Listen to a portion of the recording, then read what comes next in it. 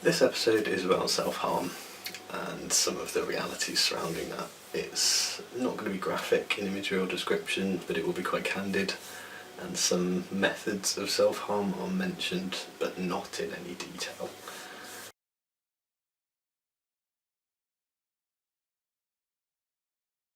First and foremost, self-harm is nothing to be ashamed of. Now, of course, it's not good for you, it isn't a healthy behaviour, but there's no reason to feel shame about it. It's something that a lot of people struggle with, but it is something that can absolutely be overcome.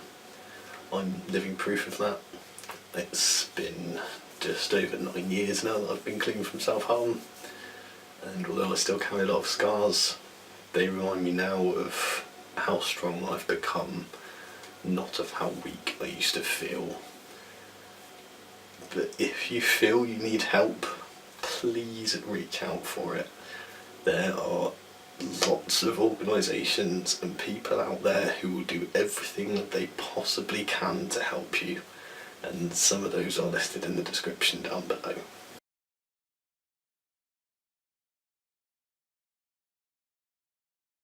Self-harm comes in many forms. It could involve hitting, pinching, cutting, burning, scratching, biting, starving or poisoning yourself, overeating, abusing drugs and or alcohol. And there are probably other things that I haven't come across or that I haven't thought of. This is based on my own experience. The different methods may correspond to different underlying issues, but for this video we'll just be talking about self-harm in and of itself for the most part. Obviously all of those things are physically and mentally harmful, not just to the person harming themselves, but potentially also to the people around them who care about them.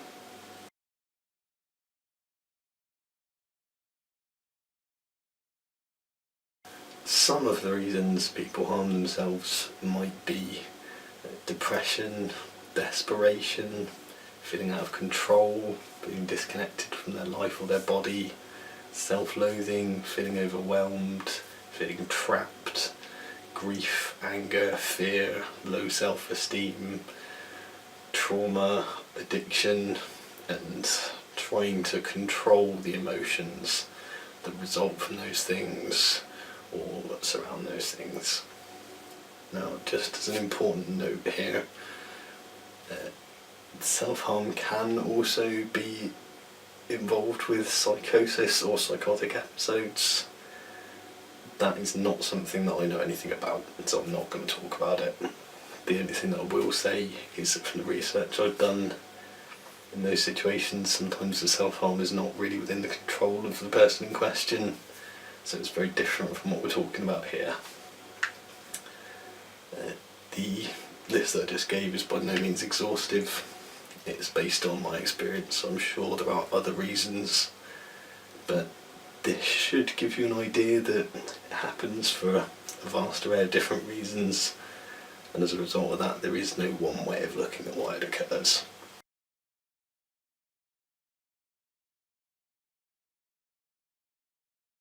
One of the things that seems, at least to me, to be the least understood about self-harm among people who have no first-hand experience of it is that it can feel very addictive. Now, it's important to remember that it isn't physically addictive because it's a behaviour, and behaviours can't create physical dependency. However, it can feel very psychologically addictive when something triggers the wrong sort of emotional response. The compulsion to harm yourself can be very strong, sometimes to the point of feeling overwhelming, and over time a psychological reliance on the behaviour can develop. Now, the important difference between a physical addiction and a psychological compulsion or reliance is that physical addictions can be very difficult, in some cases impossible to control, but a psychological compulsion or reliance is something that you can work on, and it absolutely can be controlled through practice and or therapy, and over time they can be eliminated altogether.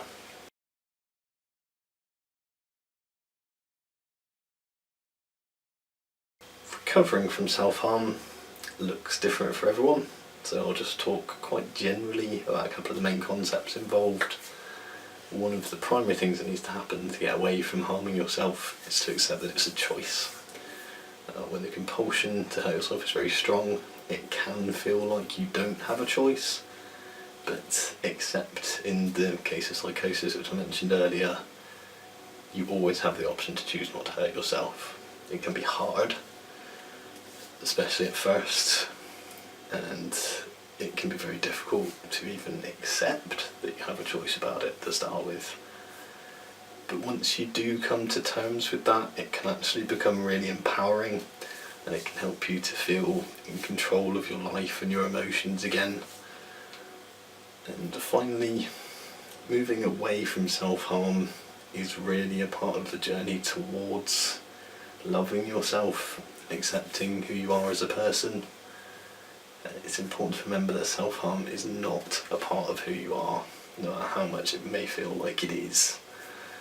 And no matter how difficult or scary it is now, leaving it behind will make you a stronger person in the end. Hurting yourself is never the answer.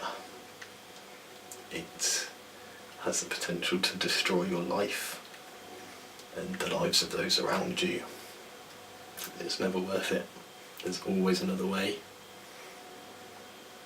You're worth more than that. Thanks very much for watching, guys. I hope you enjoyed the video. If you did, please give it a like, start a conversation, leave a video response in the comments section, and subscribe to the channel for more videos like this on Mondays, videos on self-development type things on Wednesdays, and sometimes I'll release a video on various other topics on a Friday. So again, thanks for watching. My last video will be in this general vicinity somewhere. My Twitter is in the description box down below, and I'll see you next time.